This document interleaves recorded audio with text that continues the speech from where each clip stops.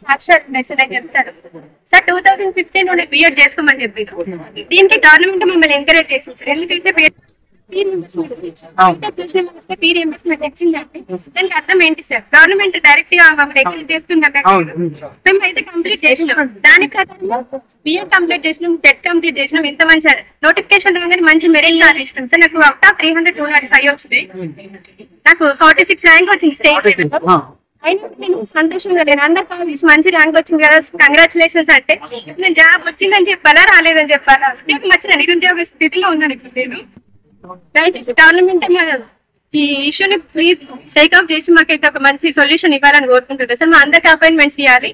మాకు కూడా అందరిలాగే సీఎం చేతుల మీదుగా అపాయింట్మెంట్ ఆర్డర్ రావాలంటే మేమైతే మనస్ఫూర్తిగా కోరుకుంటున్నాం సార్. మాకు న్యాయం చేస్తారని ఆశిస్తున్నాడు. చూడండి సార్, ఇంత మంచి ఎలిజిబుల్ రాసిన తర్వాత ఎందుకు సార్ మమ్మల్ని మళ్ళీ ఇనెలిజిబుల్ చేయాలి?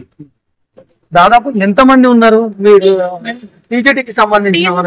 90+ బీటెక్ 1 సెలెక్ట్ అయింది సార్. 90 మంది అంటే ఒక కుటుంబానికి 4 మంది వేసుకున్నారు సార్. ఇంతమంది 90 కుటుంబాల జీవితాలతో ఆడుకున్నట్టు అవుతుంది సార్. మీరు అందరూ న్యాయం చేయాలని కోరుకుంటున్నారు సార్.